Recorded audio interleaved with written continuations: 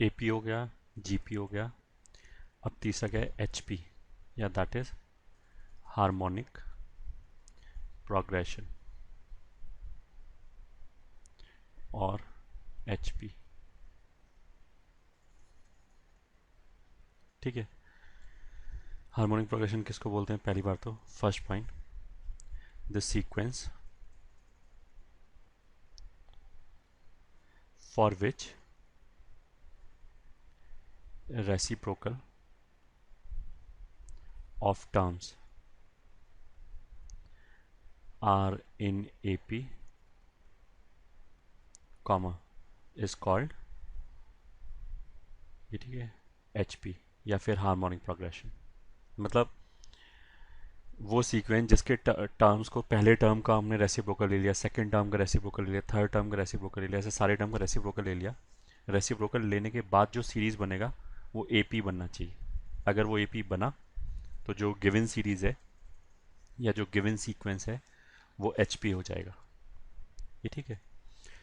अच्छा, मतलब कहने का मतलब क्या है वापस, कि अगर हम एच पी में क्या होगा कि अगर हमने उसके सारे टर्म्स का रेसिप्रोकल ले लिया तो जो नया सीक्वेंस आएगा वो ए पी होना चाहिए। और ये जो ए पी आया, that is called corresponding A P of given H P. ये ठीक है। And obtained A P is called corresponding, ये ठीक है, A P for given H P.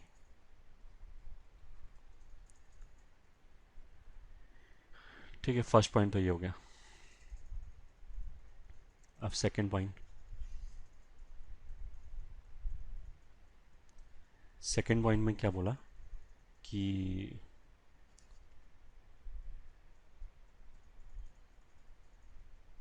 a general HP can be given as, ये ठीक है, वन अपॉन ए, वही जो ए पी होता है, बस उसके टर्म्स को रेसिप्रोकल बना के लिख दिया। तो अगर ए पी होता तो हम ऐसे लेते, A plus D, A plus two D, A plus three D, ऐसे लेते। उन सब का रेसिप्रोकल ले लिया तो A plus two D and so on. ये ठीक है, तो ये हमारे लिए एच पी आ गया। इस एच पी के लिए जो फर्स्ट टर्म होगा, ये ठीक है, जिसको हम टी वन बोले, that will be one by A, पहला चीज़। दूसरा, जनरल टर्म की बात करें अगर, आर एथ टर्म जो होगा, या फिर जिसको हम टी आर बोल लें, that would be equals to one upon जो ए पी का आर एथ टर्म होगा उसी का रेसिप्रोकल बना के लिख दिया, A plus R minus one into D. और जैसे नो ब्रेनर, अगर हम बोलें कि nth टर्म क्या होगा, तो r की जगह n रख दिया, वो हो जाएगा वन अपॉन ए plus N minus one into D, वो ये हो जाएगा। ठीक है। और सम ऑफ n टर्म्स, बस यहाँ पे थोड़ा सा डिफरेंस है। ए पी और जी पी में तो क्या था, n टर्म्स के समेशन का फॉर्मूला है। एच पी में ऐसा कोई फॉर्मूला नहीं है। सम ऑफ n टर्म्स, उसके लिए क्या है, कोई भी फॉर्मूला नहीं है, नो फॉर्मूला। अगर क्वेश्चन में बोला जाए ना कि एक एच पी दे रखा है, हम बोलेंगे उसके पहले पांच टर्म का समेशन बताओ, तो फॉर्मूला ऐसा कुछ नहीं है जिसमें हम वैल्यू रख के सीधा पांच टर्म का समेशन बता दें। अगर हमें पांच टर्म का समेशन बताना है तो हमें मैनुअली एक एक टर्म ऐड करना पड़ेगा। ठीक है। ठीक है, अगर मैं बोलूँ कि करस्पॉन्डिंग,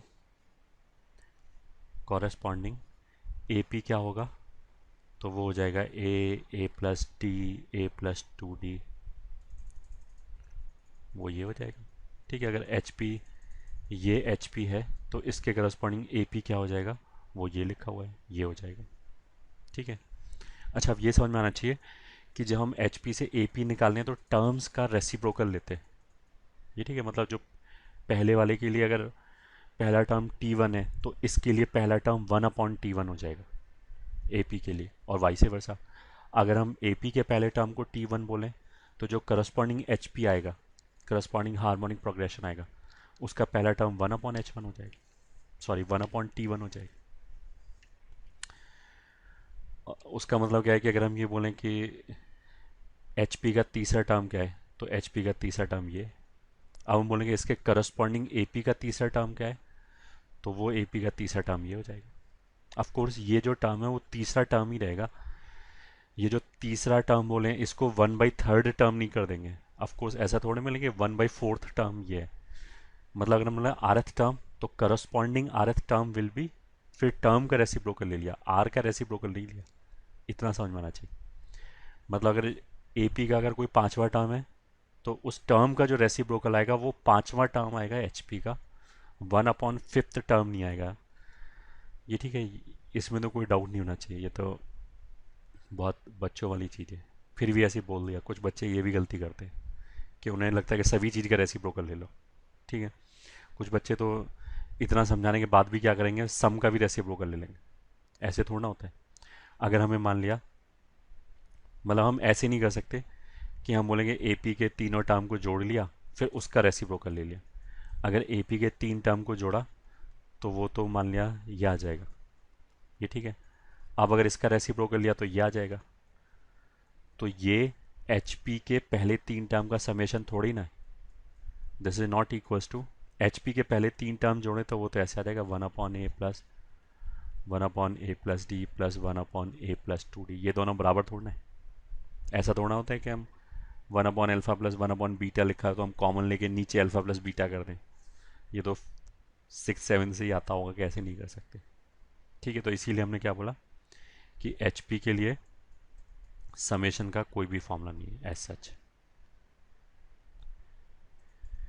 आई होप ये समझ में आ गया होगा। ठीक है, तो एक बहुत छोटा सा क्वेश्चन कर लेते हैं। क्वेश्चन फॉर एच पी, ये ठीक है, 1 2 and on, find eighth term. ठीक है, ये क्वेश्चन है। तो हमारा आंसर क्या होगा कि एच पी क्या है, 1 2 एंड ऑन, ऐसे 3 नहीं आएगा आगे, ए पी थोड़ा है, ये एच पी है। तो इसके जो कॉरेस्पॉन्डिंग ए पी आएगा वो क्या आ जाएगा, रेसिप्रोकल ले लिया, 1 का रेसिप्रोकल 1 हो गया, फिर 2 का रेसिप्रोकल हाफ हो गया, एंड ऑन। ठीक है। अब इस ए पी के लिए डी का वैल्यू कितना हो जाएगा, हाफ -1 विच इज़ -हाफ। तो ए पी के लिए जैसे उसने बोला ना एच पी का एट्थ टर्म चाहिए, तो हम ऐसे करेंगे ए पी का एट्थ टर्म निकालेंगे और उस टर्म का रेसिप्रोकल ले लिया तो वो एच पी का एट्थ टर्म बन जाएगा। तो फॉर ए पी, ये ठीक है, eighth term is equal to, मान लिया ए 8 है, तो उसके लिए तो फॉर्मूला ऐसे होता है ना, a-n-1 × d। ये ठीक है। तो ए पी के लिए फर्स्ट टर्म क्या है, 1, यहाँ से, फिर प्लस n-1 क्या है, 8-1 इंटू डी कितना है, -हाफ। ये ठीक है, इसको सिंप्लीफाई कर लिया। This is equal to 1 - 7/2 which is equal to -5/2। ठीक है, बिल्कुल। तो फिर अब for H P eighth term will be, वो मान लिया हमने H8 है, that will be nothing but 1/A8 which is equal to, इसका रेसिप्रोकल ले लिया तो आ जाएगा -2/5। ये ठीक है। तो बस यही आंसर होगा। ठीक है, ये हो गया हमारा पहला क्वेश्चन। हमने एक और क्वेश्चन लिया, question 2। Let first and fifth term of a given HP are say 3 and 1/7, then find its ninth term। ये ठीक है, ये क्वेश्चन है। फिर शुरू हो गए हम। सोल्यूशन। ठीक है, T1 कितना है, फर्स्ट टर्म कितना है 3, और T5 कितना है 1/7। ठीक है, तो इसका मतलब क्या है, 1/T1 कितना हो जाएगा 1/3, एंड 1/T5 कितना हो जाएगा 7। ये ठीक है, ये क्या हो जाएंगे, ये करस्पॉन्डिंग AP के फर्स्ट टर्म और फिफ्थ टर्म हो जाएगा। तो फॉर कॉरेस्पॉन्डिंग, ये ठीक है, AP फर्स्ट टर्म, जिसको हमने कैपिटल A1 बोल दिया, वो तो हो गया 1/3। ठीक है, एंड फिफ्थ टर्म, जिसको हमने A5 बोल दिया, वो हो जाएगा 7। ठीक है, तो वैसे A1 तो हो जाएगा स्मॉल ए, अगर हम AP की लैंग्वेज में बात करें तो वो तो 1/3 हो गया, और A5 जो होगा वो हो जाएगा A+n-1 into D, which is 7 दे रखा है। तो दिस इम्प्लाइज A का वैल्यू कितना है यहाँ से 1/3, वो रख दिया 1/3 plus 4D is equal to 7, या फिर this implies 4D is equal to 7 minus 1/3 which is 20/3। तो दिस इम्प्लाइज D कितना हो गया 5/3। क्वेश्चन में हमें चाहिए क्या, नाइन्थ टर्म चाहिए HP के लिए। तो पहले हमने AP का नाइन्थ टर्म निकाला, तो A9 कितना हो जाएगा फिर A+9-1 into D which is equal to, value substitute कर दिया, A का वैल्यू कितना है 1/3, तो यहाँ आ गया 1/3 प्लस 8 टाइम्स D का वैल्यू कितना है 5/3, तो हो गया 5/3। तो कितना हो गया टोटल 41/3। ये तो करस्पॉन्डिंग AP का नाइन्थ टर्म हो गया। हमें आंसर में क्या चाहिए, HP का नाइन्थ टर्म चाहिए, तो वो इसका रेसिप्रोकल हो जाएगा। तो this implies ninth term of HP is equal to 1/A9 हो जाएगा, विच इज इक्वल टू 3/41। ये ठीक है, यही आंसर हो गया, यही चाहिए था हमें।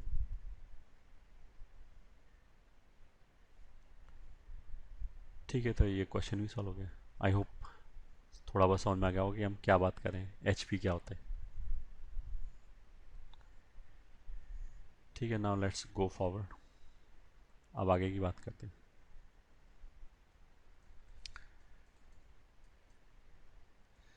ये ठीक है, थर्ड पॉइंट, थर्ड पॉइंट में मतलब एक ये इंपॉर्टेंट चीज़ है, इसको सुन लिया, late H1 H2 H3 and so on. ठीक है, HN-1 HN are in HP।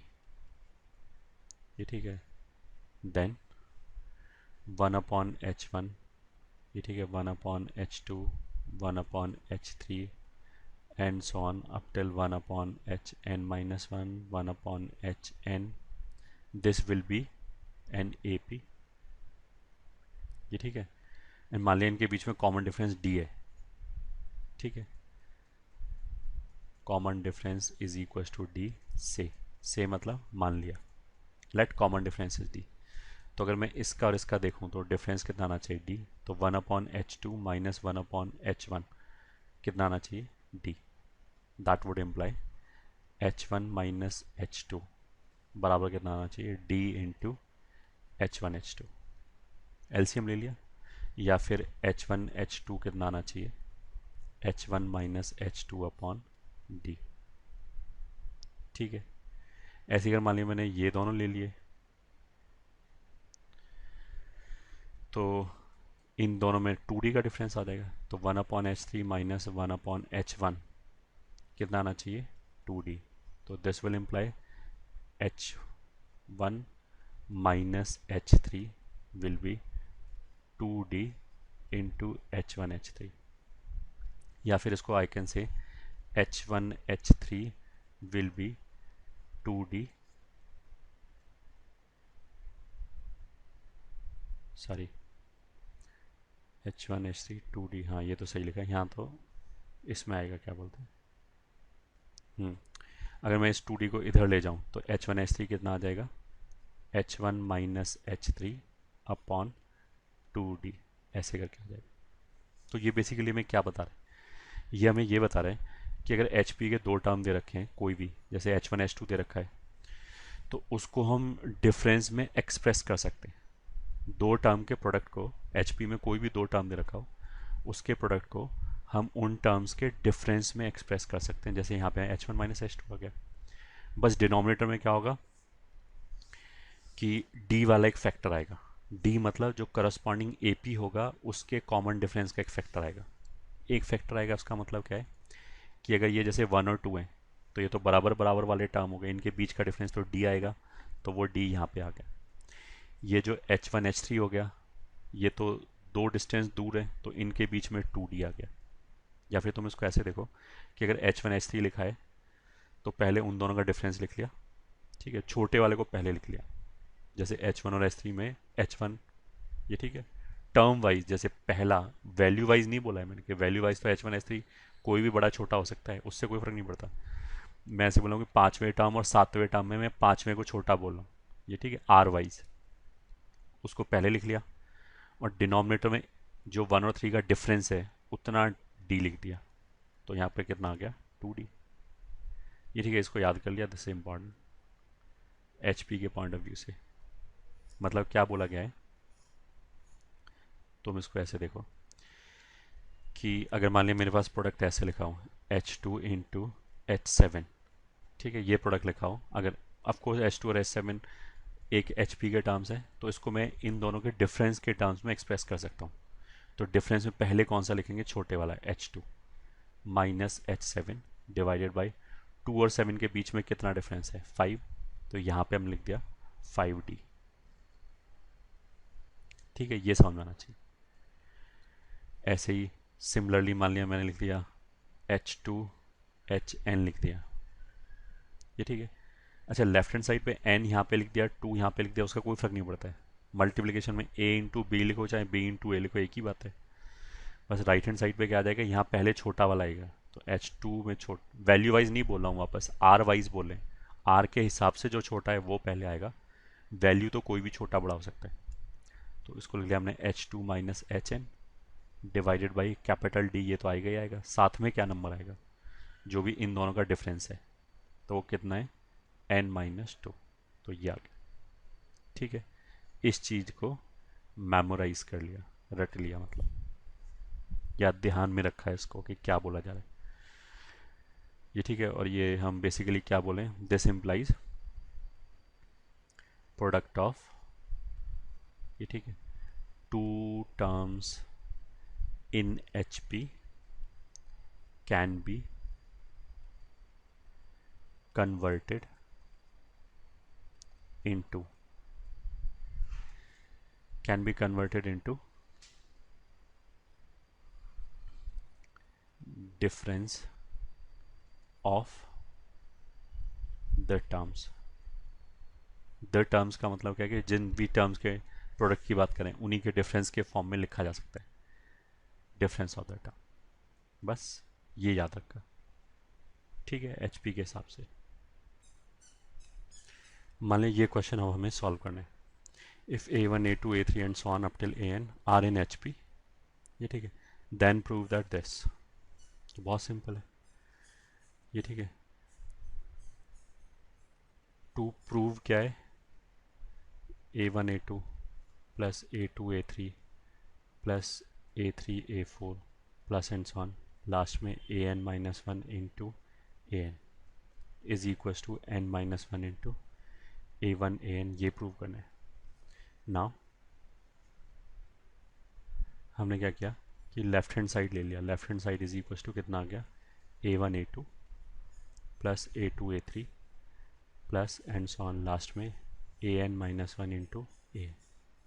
ठीक है, अभी जो हम बोल रहे थे कि अगर ऐसे दो टर्म का प्रोडक्ट लिखा हो तो उसको हम कैसे ले सकते हैं, छोटा माइनस बड़ा टर्म डिवाइडेड बाई 1 और 2 के बीच में डिफरेंस कितना है, 1, तो केवल एक D, प्लस फिर इसको भी लिखा, सारे जितने भी टर्म लिखे हैं सबके लोअर सबस्क्रिप्ट में एक का ही डिफरेंस है, तो सबके डिनोमिनेटर में डी ही आएगा बस।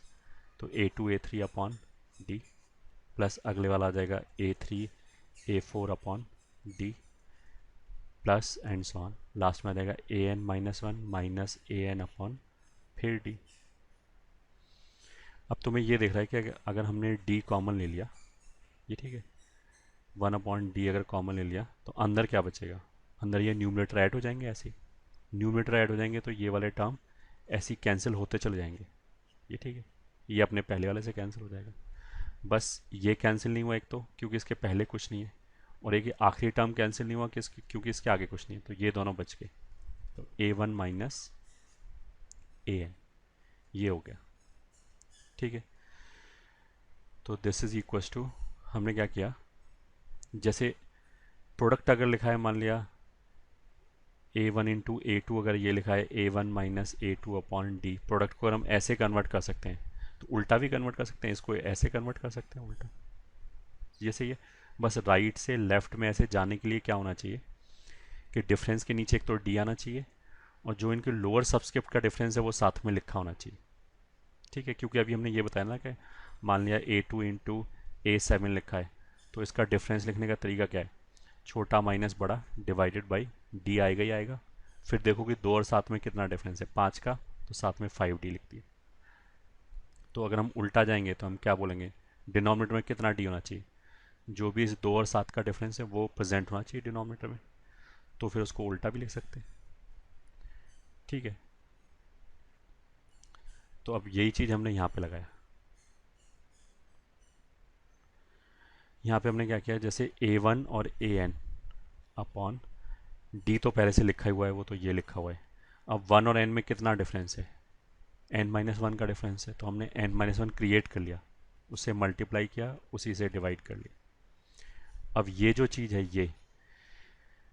ये पूरा उसी फॉर्म में आ गया, तो इसको वापस प्रोडक्ट के फॉर्म में लिख सकते हैं, this is n-1 into A1 an, ऐसे लिख सकते हैं यहाँ से यहाँ तक जो अभी बोल रहे थे हम उस हिसाब से।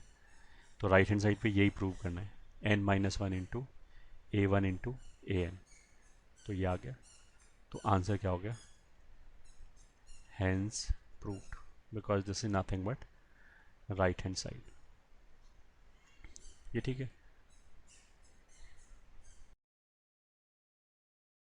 Question, and that is question number 2। क्या बोला इसने, if third and six term, third sixth and last term of H P R this this and this, find the number of terms, ठीक है। तो एच पी के लिए जो ये तीन टर्म है 1/5 एंड 3/203, ये ठीक है, ये थर्ड टर्म है, ये सिक्स्थ टर्म है, and this is last term. Last term इसलिए बोला है क्योंकि हमें यही बताना है कि एन का वैल्यू कितना है, टोटल नंबर ऑफ टर्म कितनी। तो अगर हम बोले corresponding A P, C stand for corresponding A P, कितना हो जाएगा 3, ये हो जाएगा 5, और ये हो जाएगा 203/3, ठीक है। तो करस्पॉन्डिंग ए पी के लिए भी ये थर्ड टर्म, ये सिक्स्थ टर्म और ये लास्ट टर्म हो जाएगा, ठीक है। तो ये जो थर्ड टर्म और सिक्स टर्म दे रखा है, इससे बेसिकली ए और डी निकल आएगा, और उसको यूज़ करके लास्ट टर्म में ये रख के एन निकल आएगा। तो स्ट्रेट फॉरवर्ड क्वेश्चन है। तो थर्ड टर्म वैसे होगा क्या, 3 is equal to a plus n-1 into d होता है। तो थर्ड टर्म की बात करें तो यहाँ 3-1 इंटू डी हो जाएगा, मतलब a+2d हो जाएगा। ऐसे जो सिक्स टर्म है वो 5 है, वो हो जाएगा a+6-1 इंटू डी, वो हो जाएगा a+5d, ठीक है। इसको घटा दिया तो यहाँ से आ जाएगा 3d इज इक्वल टू 2, या फिर d इज इक्वल टू 2/3, ठीक है। इसको किसी वे की इक्वेशन रख दिया, मान लिया इसमें रख दिया, तो a+2d बराबर कितना है 3, मतलब a+2 इंटू 2/3 बराबर कितना हो गया 3, और this will give you a is equal to 3 minus 4/3 which is 5/3। तो a का वैल्यू आ गया और d का वैल्यू आ गया। तो अब हमने मान लिया let number of terms are n, ये ठीक है। देन जो टी एन होगा वो हो जाएगा A plus N minus one into D and that should be equals to 203/3। इसमें बस ए और डी की वैल्यू रख दिया। दिस इम्प्लाइज ए की वैल्यू तो ये है 5/3, तो 5/3 plus N minus one as it is, और डी का वैल्यू यहाँ से 2/3, तो 2/3 इज इक्वल्स टू 203/3। तो पहली बार तो ये 3 कैंसिल हो जाएगा। This will give you 2 into n minus one is equals to 203 minus 5 which will be 198। ठीक है, फिर 2 से डिवाइड कर दिया। ये तो सिंपल कैलकुलेशन है तो मैं खुद ही कर लेना चाहिए। 198/2 विच विल बी 99 और n इज इक्वल्स टू 100। तो यही आंसर आ गया। नंबर ऑफ टर्म्स कितने हो जाएंगे इस क्वेश्चन में? 100। ठीक है, फिर बहुत सिंपल क्वेश्चन है। बेसिकली एपीजीपी के जो इस तरह के क्वेश्चन है वो हमने बोला था कि सारे प्रोसीजरल क्वेश्चन है, उसमें कहीं पे भी दिमाग खर्च नहीं होगा। जो जो बोलता रहे वो करते रहो, अपने आप आंसर आ जाएगा।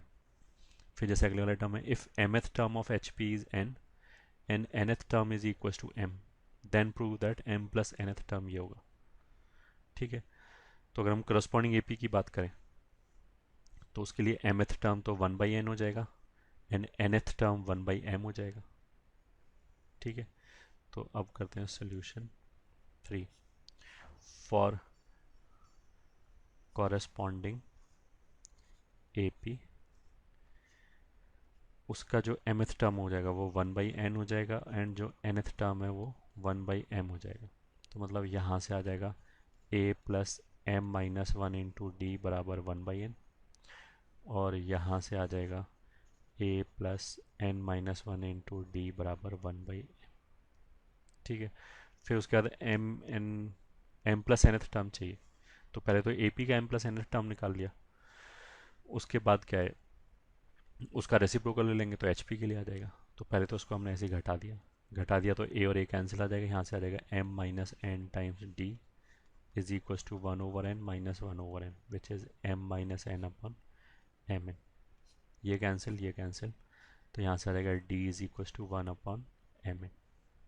इसको कहीं पे भी रख दिया, मान लिया इसमें रख दिया, तो a plus m minus one into d 1/mn is equal to 1/n। वैसे ये क्वेश्चन हम AP में ऑलरेडी करा चुके हैं इसी टाइप का। तो this implies m is equal to 1/n minus m minus 1/mn। LCM लिया तो आ जाएगा m minus m plus 1/mn। ये कैंसिल, तो a का वैल्यू भी कितना आ जाएगा 1/mn। तो टी एम प्लस एन कितना हो जाएगा, वो हो जाएगा a plus m plus N minus one into t which is 1/mn plus m plus N minus one into 1/mn। LCM ले लिया तो m plus N minus 1/mn, तो ये कैंसिल हो गया, तो m plus n upon mn। ये तो हो गया AP के लिए। तो फॉर HP ये ठीक है, m plus nth term is equal to, इस टर्म का रेसिप्रोकल ले लिया तो आ जाएगा mn upon m plus n। ये ठीक है, एक बार जाके देख लिया कि क्या बोला है उसने। यही बोला है mn upon m plus n, ये होना चाहिए। तो आ गया तो बस हैंस प्रूव।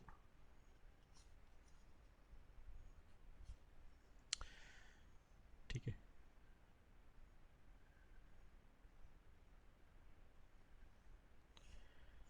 चलो फिर और आगे चलते हैं। Next question, question number 4। Question 4 says if ABC are in HP then show that ABC ये HP में।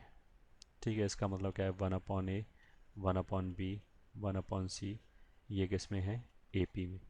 AP में तो यहाँ से एक रिलेशन ऐसे लिख सकते हैं, 2/B बराबर 1/A प्लस 1/C। अगर 3 नंबर AP में है तो बीच वाले का ट्वाइस बाकी दो के सम के बराबर होता है। अगर XYZ AP में है तो 2y बराबर x प्लस जेड होना चाहिए। तो वही लिखा है हमने बस यहाँ पे।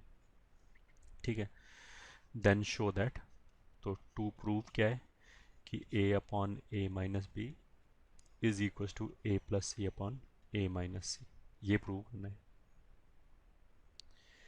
ठीक है, बहुत सिंपल है। अगर मैं लेफ्ट हैंड साइड से राइट हैंड साइड पे जाना चाहूँ तो क्या चीज़ मैं ऑब्जर्व करूँगा? ठीक है, ऑब्जर्व हम ये करेंगे, लेफ्ट हैंड साइड पे बी है, राइट हैंड साइड पे बी नहीं है। तो सीधा सीधा क्या करो, बस लेफ्ट हैंड साइड से शुरू करो और बी को एलिमिनेट कर दो, अपने आप राइट हैंड साइड आ जाएगा, अगर क्वेश्चन को प्रूव होना है तो। हमने लेफ्ट हैंड साइड में देखा A upon A minus B which is equal to A upon A minus B का वैल्यू यहाँ से अगर बी निकालोगे तो आ जाएगा 2ac अपॉन ए प्लस सी। इसको यहाँ रख दिया 2ac अपॉन ए प्लस सी। तो पूरे में से एक ए कैंसिल कर दिया, this will be 1 upon A plus c minus 2c upon A plus c which is a plus C upon A minus c which is right hand side. तो ये तो एक लाइन में ही प्रूव हो गया, हैंस प्रूव। ठीक है, very simple question. Okay, फिर फिफ्थ क्वेश्चन क्या है, find the numbers which have G M and H M as this. ठीक है, जी एम 12 है, एच एम 935 है। तो नेक्स्ट क्वेश्चन आ गया, जी एम कितना है 12 एंड एच एम कितना है 935। ठीक है, वो नंबर निकालने के लिए बोला है जिनके लिए जी एम ये और एच एम ये है। ठीक है, तो अच्छा, अभी वैसे हमने एच एम पढ़ाया नहीं कि एच एम होता क्या है। ठीक है, तो वो तो एक लाइन में सुन लिया ये। ठीक है, अगर हमने बोला कि H M of a comma b will be 2ab upon A plus b, कहाँ से आ गया वो अभी हम एच एम आगे डिस्कस करेंगे। ठीक है, इसको वैसे ए पी की तरफ से भी लेके आ सकते हैं कि अगर नंबर ए और बी है तो उसका हमने रेसिप्रोकल लिया तो 1/a 1/b हो गया, उनका हमने ए एम निकाला। ठीक है, अब वो जो टर्म है उसका रेसिप्रोकल ले लिया तो एच एम आ जाएगा, तो वो ये आ जाएगा। ठीक है, सिंपल लॉजिक से। तो पहले तो हमने बोल दिया कि let numbers are x and y, तो यही निकालना है। ठीक है, फिर गिवन क्या है कि जो जी एम है वो 12 है, तो एक्स और वाई का जी एम क्या होगा, रूट एक्स वाई, वो तो हो गया 12। एंड एच एम कितना हो जाएगा इस फॉर्मूले के हिसाब से, अगर नंबर एक्स और वाई है तो 2xy upon x plus Y, वो कितना हो जाएगा 935। ठीक है, इसको सिंप्लीफाई कर लिया, ये आ जाएगा 48/5। इस दो को कैंसिल भी कर सकते हैं तो 24। तो X Y is equal to आ जाएगा 24/5 इंटू एक्स प्लस वाई, ये आ गया। ठीक है, और यहाँ से एक्स वाई कितना आ जाएगा 12 स्क्वायर, तो यहाँ पे रख दिया 12 square is equal to 24/5 into x plus y. तो 1/12 से तो ये 2 हो जाएगा, फिर उस 2 से ये 6 हो जाएगा, तो एक्स प्लस वाई कितना हो जाएगा 30। एक्स प्लस वाई 30 हो जाएगा और एक्स वाई कितना हो जाएगा 144, 12 स्क्वायर। इसको सॉल्व कर लिया। ठीक है, सॉल्व कैसे करेंगे, एक तो सीधा सीधा ये हो गया, वाई उठा के इसमें रख दिया तो आ जाएगा x plus 144 upon x is equal to 30, या फिर x square minus 30x plus 144 is equal to 0। यहाँ से सॉल्व कर लिया, सही। सॉल्व कैसे कर लिया, मतलब एक तो सीधा सीधा फॉर्मूला लगा दिया विदाउट दिमाग लगाए, तो आ जाएगा plus minus root over 30 square minus 4ac whole divided by 2a, तो 2 आ गया। ठीक है, 30 स्क्वायर कितना हो जाएगा, दिस इज 30 प्लस माइनस, इसमें कौन कौन सा फैक्टर आएगा 6 और 5 का, इसमें क्या आएगा 12 इंटू 12 ऐसे लिखा हुआ है। ठीक है, तो 6 का फैक्टर बाहर निकाल दिया, तो यहाँ से अगर 6 स्क्वायर बाहर निकाला तो ऐसे आ जाएगा 6, 5 बच जाएगा विच इज़ 25 माइनस इस वाले केस में 6 और 6 का फैक्टर बाहर चला गया, तो यहाँ कितना बन जाएगा 16, 4 2 2 होल डिवाइडेड बाई 2। तो यहाँ से आ जाएगा x is equal to 10 plus minus 3, और ये कितना बचा, ठीक है। यहाँ से कितना बच गया, यहाँ से बचेगा 9, उसका स्क्वायर रूट कितना हो जाएगा 3। I think we are making any mistake.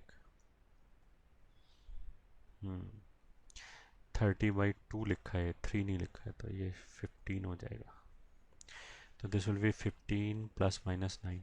तो क्या क्या हो गया, प्लस वाला लिया तो 24 और माइनस वाला लिया तो 6। ठीक है, ये जो क्वेश्चन है ये एक्स और वाई में सिमेट्रिक है, ये समझ में आता है। तो अगर मान लिया मैंने यहाँ पे, तो हमने क्या किया, वाई को एलिमिनेट किया, एक्स में इक्वेशन बनाया तो ये आ गया। अगर मैं एक्स को एलिमिनेट करूँ, वाई में इक्वेशन बनाऊँ, तो भी यही आएगा, सिमेट्रिक है। तो उसका मतलब क्या, वाई की वैल्यू भी यही आएंगी। तो उसका मतलब क्या कि इसमें से एक एक्स की वैल्यू हो गई, एक वाई की वैल्यू हो गई। ठीक है। अच्छा, दूसरा चीज़ ये भी है, एक दूसरा तरीका बोलने का, जैसे इसमें मेरे को एक्स और वाई को सॉल्व करना है।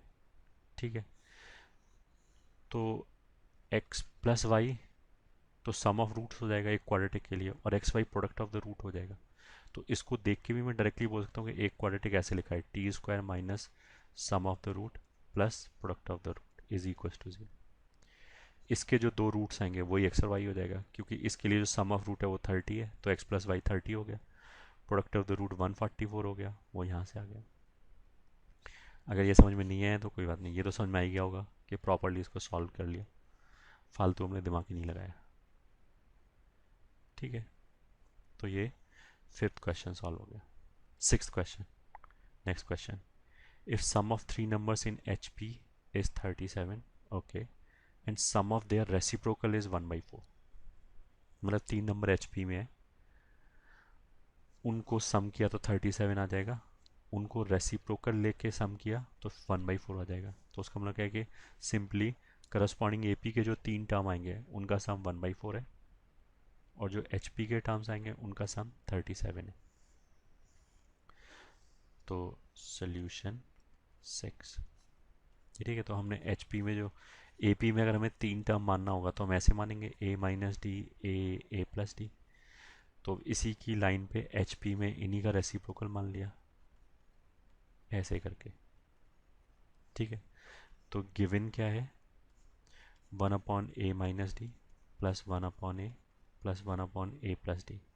एच पी के तीन टर्म का समेशन 37 दे रखा है, और ए पी के जो तीन टर्म है, मतलब जो एच पी के टर्म का रेसिप्रोकल है, इनका समेशन 1/4 दे रखा है,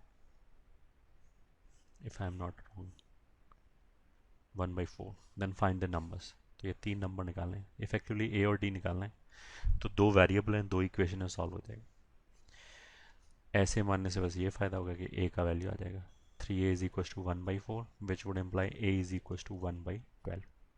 ठीक है, इसको सिंप्लीफाई कर लिया, इस a की जगह तो 1/12 रख दिया, और 1/a-d plus 1/a+d plus 12 is equal to 37। इन दोनों का एलसीएम लिया तो ऊपर कितना आ जाएगा, a+d plus a-d upon a² - d² is equal to, यह आ जाएगा 25।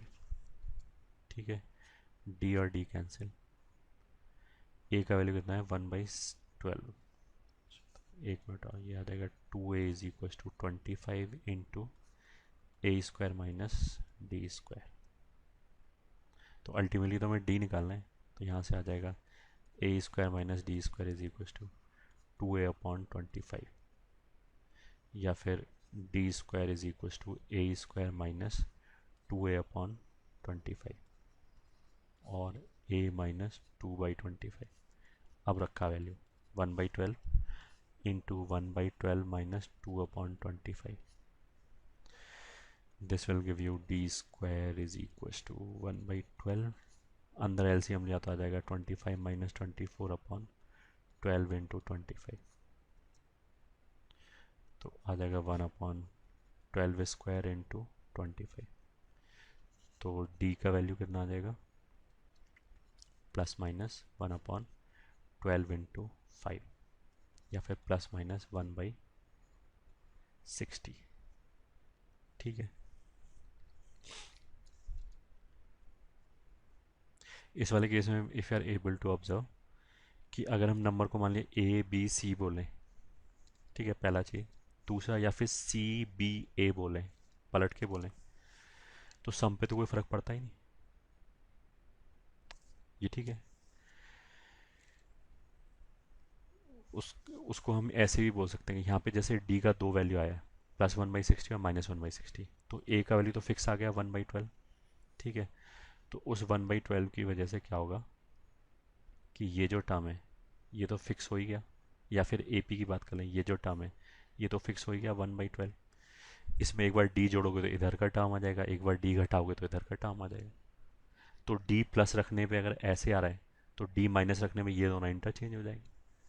उसका मतलब क्या है कि डी प्लस रखो चाहे माइनस रखो, टर्म्स एक जैसे आएंगे, बस रिवर्स ऑर्डर में आ जाए। तो हमने क्या किया, डी का वैल्यू पॉजिटिव वाले के करस्पॉन्डिंग निकाल दिया। तो ए माइनस डी कितना हो जाएगा, 1/12 माइनस 1/60, तो आ जाएगा 4/60 या 1/15। ए प्लस डी आ जाएगा 1/12 प्लस 1/60, ठीक है, ये आ जाएगा 6/60 या फिर 1/10। ठीक है, और ए का वैल्यू हमें पता ही है 1/12 है, तो इनके रेसिप्रोकल्स क्या क्या हो जाएंगे, 1/a माइनस डी कितना हो गया 15, 1/a प्लस डी कितना हो गया 10, और यहाँ से a कितना हो गया 12। तो हैंस, ठीक है, नंबर्स आर, या तो हम ऐसे बोल रहे हैं 10, 12, 15, या रिवर्स ऑर्डर में 15, 12, 10, दोनों ही चलेगा। ये ठीक है, यही आंसर होगा।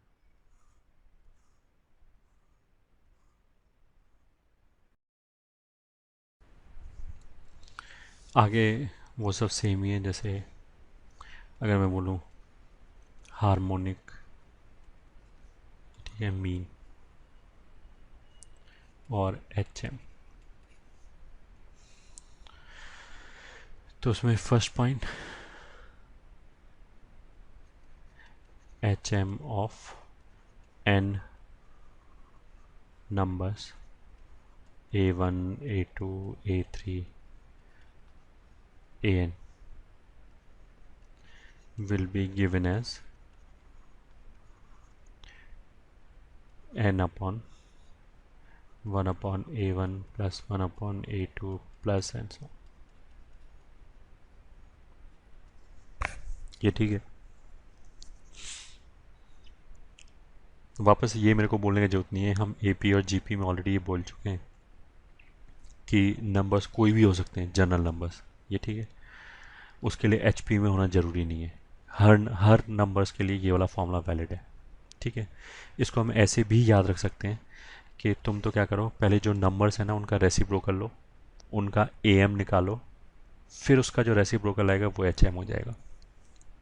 ठीक है, तो हम ऐसे भी कर सकते हैं कि जो नंबर्स हैं उनका पहले हमने रेसिप्रोकल लिया, ये ठीक है, फिर उनका ए एम निकाला, अब जो ए एम आया फिर उसका रेसिप्रोकल लिया। ये ठीक है, ये जो रेसिप्रोकल आएगा यही एच एम हो जाएगा। तो a1 a2 a3 इन सब का रेसिप्रोकल क्या हो जाएगा, 1/a1 1/a2 1/a3।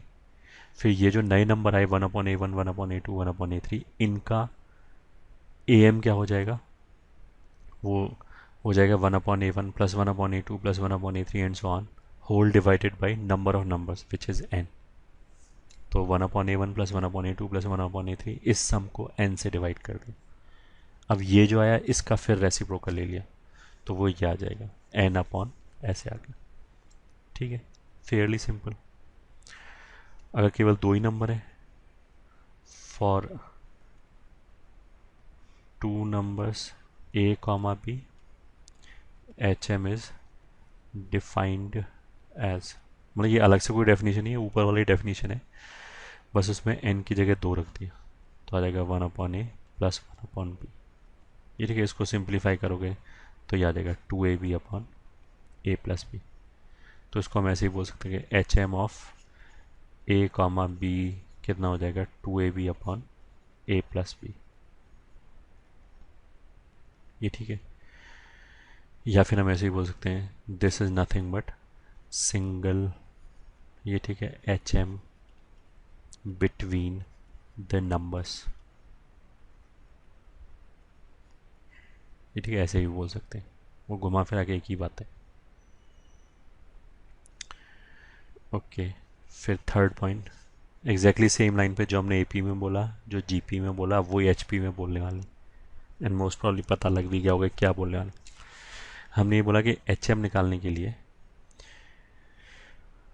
नंबर्स का एच पी में होना ज़रूरी नहीं है, वो तो कोई भी नंबर हो सकते हैं, किसी भी जनरल नंबर का एच एम निकाल सकते हैं। ये ठीक है, बट अगर नंबर एच पी में, ठीक है, अगर, तो फिर एक प्रॉपर्टी सेटिस्फाई होगा। वो क्या प्रॉपर्टी होगा कि उस एच पी के शुरू से और लास्ट से सिमेट्रिकली टेकन टर्म्स का एच एम बराबर होगा। ये ठीक है, उसी को लिया, if h1 h2 h3 up till hn are in hp, then hm of the term, hn of the term, ये ठीक है, taken symmetrically from the beginning and from the end will be constant। ये ठीक है, तो जैसे हमने ऐसे बोला, ये ठीक है, सेकेंड लास्ट टर्म hn-1 हो गया, लास्ट टर्म ये हो गया मान लिया। ठीक है, तो फिर इधर से पहला टर्म लिया, इधर से पहला टर्म लिया, उन दोनों का एच एम कितना आ जाएगा 2/1/h1 प्लस 1/hn। या फिर इधर से दूसरा तीसरा लिया, इधर से दूसरा तीसरा लिया, तो अगर 4 टर्म ले लिए तो 4/1/h2 plus 1/h3 plus 1/hn-1 1/hn-2 ये। या फिर इधर से पांचवा टर्म लिया h5 और आखिरी से पांचवा ले लिया hn-4, ये होगा पांचवा टर्म। इनका एच एम सब बराबर आएगा। और ये किसके बराबर आएगा, अगर नंबर ऑफ टर्म्स ऑड है तब तो जो मिडिल टर्म होगा, इसमें रेसिप्रोकल नहीं आएगा, ये तो जो खुद मिडिल टर्म होगा उसके बराबर होगा। मिडिल टर्म क्या है, अगर नंबर ऑफ टर्म्स ऑड है तो ये मिडिल टर्म आएगा। ये ठीक है, इफ n इज ऑड।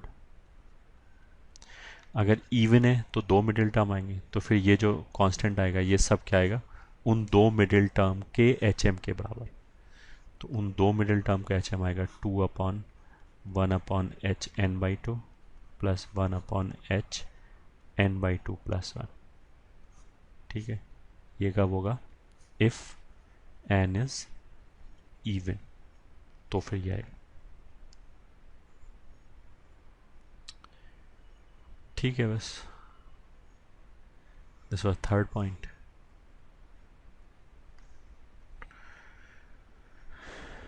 अच्छा, वैसे छोटा सा एग्जांपल, अगर मैं बोलूँ एच एम ऑफ 2 and 5 कितना हो जाएगा, तो हो जाएगा 2ab/a+b, तो विच इज़ 2 × 2 4 × 5 इज 20/7। अगर मैं बोलूँ कि एच एम ऑफ 1 2 3, तो वो हो जाएगा 3/1/1 प्लस 1/2 प्लस 1/3, विच इज़ 3 या जाएगा 6 + 3 + 2 whole divided by 2 × 3, which is equals to 18/11। ठीक है, बस बाकी सब तो हमने ऑलरेडी बोल ही रखा है। एक चीज़ और रह गया बस, इंसर्शन ऑफ एच। तो वो अब लिख लिया हमने 4th point, insertion of harmonic means between two numbers.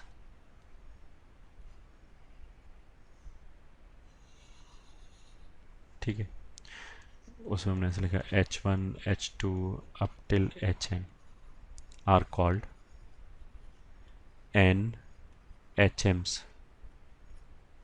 Harmonic means है, मीन नहीं है, n HMs between A and B if, वही जैसे हर बार करते हैं, ए और इन टर्म्स को मिला के एक HP बन जानी चाहिए। Up till Hn comma B should be HP। ठीक है, अब ये H1 H2 H3 ये सब निकालने हैं, तो निकालने के लिए AP का सहारा ले लिया, इन सब को पलट लिया, 1/A 1/H1 1/H2 and so on 1/Hn comma 1/B। ये एक AP होना चाहिए। और अब तो ये AP वाला क्वेश्चन हो गया, जैसे हमने इंसर्शन ऑफ AM बोला था, एग्जैक्टली सेम चीज़ होगी। ठीक है, जैसे 1/A की जगह वहाँ A लिखा हुआ था, 1/H1 की जगह वहाँ हमने फर्स्ट AM बोला था, A1 हो गया। तो वो वाले जो फॉर्मूले अगर वो याद हैं उनको डायरेक्टली यूज़ कर सकते हैं यहाँ पे।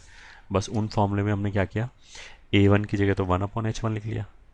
ठीक है, स्मॉल ए की जगह 1/A लिख दिया, स्मॉल ए की जगह, स्मॉल बी की जगह 1/B लिख दिया एंड सो ऑन।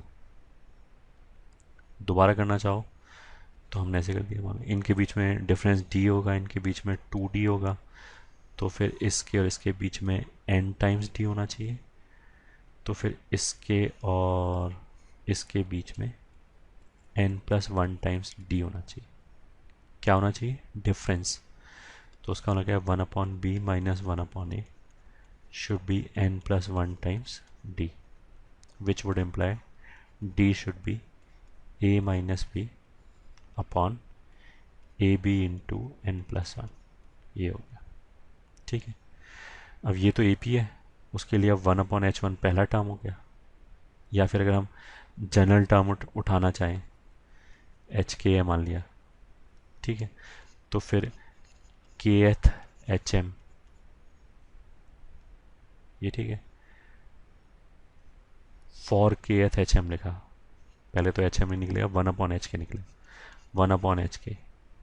ये कितना हो जाएगा, पहला टर्म कैसे आएगा, मतलब पहला HM कैसे आएगा, 1/A में D जोड़ के, सॉरी पहला ये वाला जो टर्म है 1/H1 ये कैसे आएगा, 1/A में D जोड़ के, 1/H1 वो HM नहीं है, इसका रेसिप्रोकल HM है, तो अभी HM पे तो आएंगे पहले, तो 1/H1 कैसे आएगा, 1/A में D जोड़ के, फिर 1/H2 कैसे आएगा, इस 1/A में 2D जोड़ के, तो H2 चाहिए तो 2D जोड़ना पड़ेगा, 1/H3 चाहिए तो 3D जोड़ना पड़ेगा, तो अगर 1/HK चाहिए तो K टाइम्स D जोड़ना पड़ेगा पहले term, which is equal to 1/A plus K times D। अब यहाँ से उठा लिया हमने, A minus b upon AB times n+1।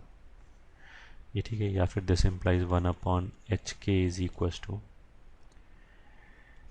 B times n+1 plus K into A minus b upon AB n+1। ये हो गया। ठीक है, और सिंप्लीफाई कर लो तो आ जाएगा K into A plus n minus K plus 1, बिल्कुल, times B whole divided by A into B into n+1। ये kth HM नहीं है, kth HM तो इसका रेसिप्रोकल है, तो अब लिखेंगे this implies kth HM between A and B will be HK, which is reciprocal of this AB n+1 whole divided by KA plus n minus K plus 1 into B। ठीक है, तो ये आंसर हो गया बस। के एच एच एम क्यों निकाला है, पहला दूसरा क्यों नहीं निकाला है, क्योंकि ये जनरल फॉर्मूला है। के का वैल्यू अगर हमने 1 रख दिया तो पहला एच एम निकल आएगा, के का वैल्यू अगर हमने 2 रख दिया तो दूसरा एच एम निकल आएगा, एंड सो ऑन। अगर एच एम देखने में दिक्कत है तो दूसरा आसान तरीका क्या है, अगर हमें 1 और कोई भी दो नंबर दे दिया, मान लिया 2 एंड 5 दे दिया, उसने बोला कि इसके बीच में 10 एच एम इंसर्ट किया गया, अब पांचवा एच एम बताओ। ये ठीक है, तो तुम सिंपली क्या करो, नंबर का रेसिप्रोकल ले लिया, उनके बीच में 10 ए एम इंसर्ट कर लो, पांचवा ए एम निकाला और उसका रेसिप्रोकल ले लिया। तो ए एम तो पहले पढ़ चुके हैं, तो ये कोई अलग से टॉपिक नहीं है, ये तो हम ए पी की तरफ से ही कवर कर सकते थे। ठीक है, बाकी क्वेश्चन के नाम पे एक छोटा सा क्वेश्चन लिख लिया, लेट बिटवीन 2 and 7, ये ठीक है, 15 HMs are inserted। ये ठीक है, 15 HM are inserted, then find, ये ठीक है, 4th HM। एक तरीका तो ये होगा, ये जो अभी हमने ऊपर ड्राइव किया है इसमें उठा उठा के वैल्यू रख दो बस। ठीक है, तो सोल्यूशन 1, अगर मैंने इसमें वैल्यू रखा तो H4 कितना हो जाएगा, K का वैल्यू कितना हो जाएगा 4। ठीक है, क्या क्या हो गया, A का वैल्यू 2, B का वैल्यू 7, N का वैल्यू 15 क्योंकि 15 HM इंसर्ट किया गया, और K का वैल्यू 4। ये हो गया, ये वैल्यूज़ उठा के इसमें रख दिया इस वाले फॉर्मूले में।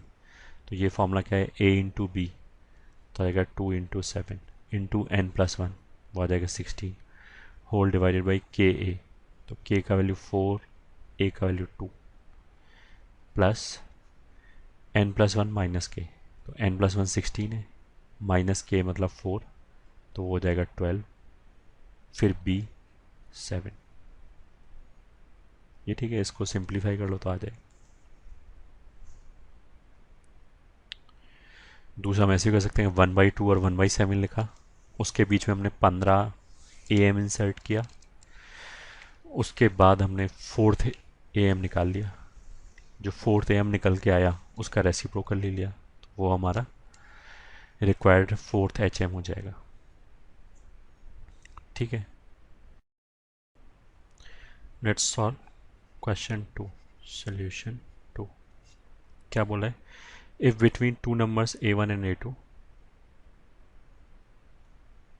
आर 2M, अच्छा मतलब इसको ऐसे पढ़ो, if between two numbers comma A1 and A2 are 2 AMs, G1 and G2 are 2 GMs and H1 and H2 are 2 HM। मतलब कोई दो नंबर दे रखे, उनके बीच में A1 A2 तो 2 AM हो गए, G1 G2 2 GM हो गए, H1 H2 2 HM हो गए, देन प्रूव दैट दिस।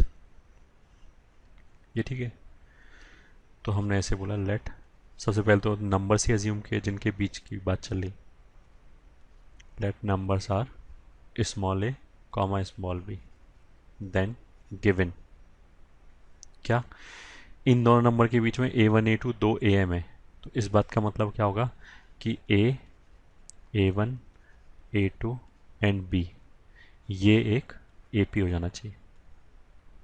ठीक है, फिर इन्हीं दोनों नंबर के बीच में जो G1 G2 है वो GM है, तो उसका मतलब क्या है कि ये फिर एक GP बन जाना चाहिए। ये ठीक है, जो स्मॉल ए और स्मॉल बी है वो तो सेम ही है ऑफ कोर्स, बट उसके बीच में जो A1 A2 है उसको हम ऐसे सेलेक्ट करेंगे कि पहले वाला चीज़ AP बन जाए, दूसरा GP बन जाए, और तीसरे वाला क्या है A H1 H2 B ये HP बन जाए। ये ठीक है, फिर जो एक रिलेशन प्रूव करना है वो आ जाएगा। अच्छा, एक तो ये भी तरीका है कि हम A1 A2 निकाल सकते हैं, जैसे जो AM इंसर्ट करते हैं A1 A2 दो AM हो गए जो हमने स्मॉल ए और स्मॉल बी के बीच में इंसर्ट कर रखा है, तो उनकी वैल्यू तो हम निकाल सकते हैं, हमें पता है।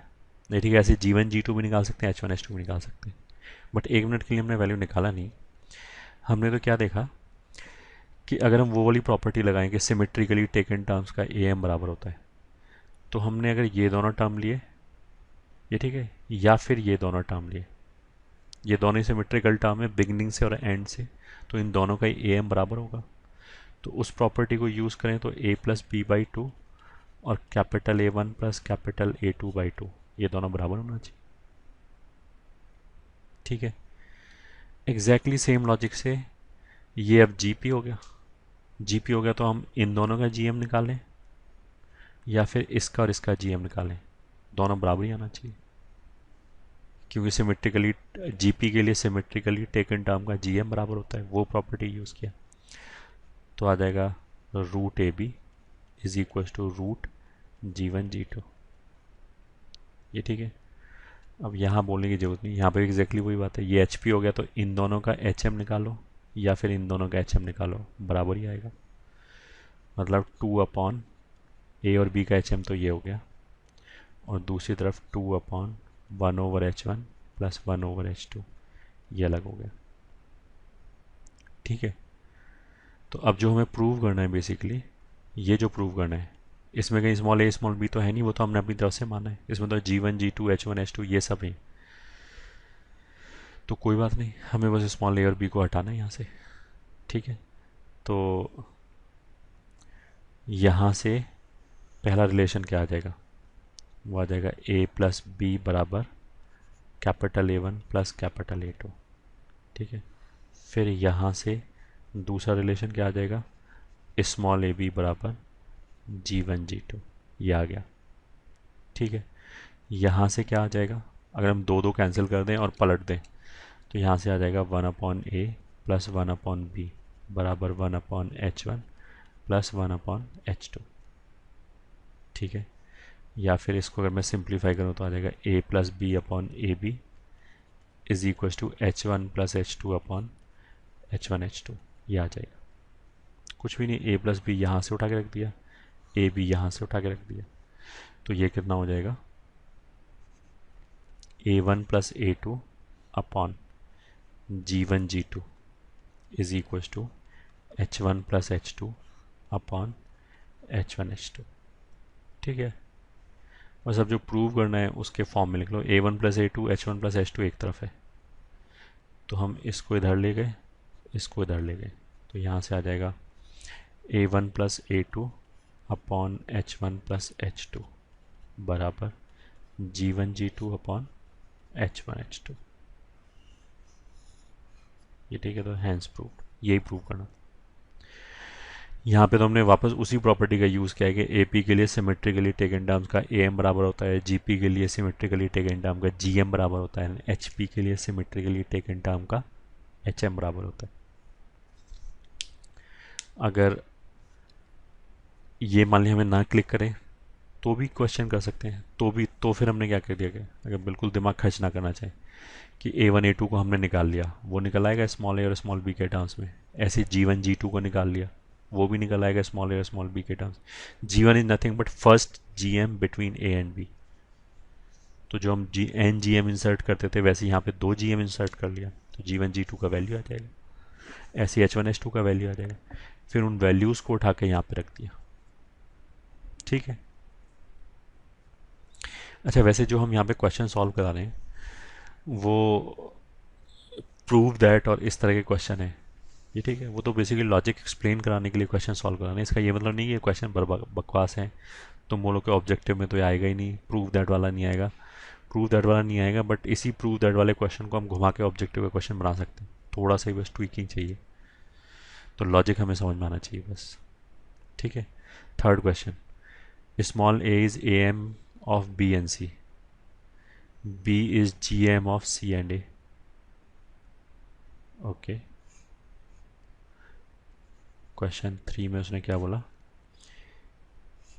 क्या बोला, A is AM of B and C, A तो क्या होगा, AM हो गया B कॉमा C का, फिर दूसरा क्या हो गया, B is GM of C and A, B is GM of C comma A, ये ठीक है, ये तो गिवन है। और टू प्रूव क्या है, C is HM of A comma B, यही प्रूव करना है शायद। हाँ, C is the HM of A and B, ये प्रूव करना है। ठीक है, कोई बात नहीं, लिख लिया इन्फॉर्मेशन। यहाँ से कितना आ जाएगा, 2a is equal to B plus C.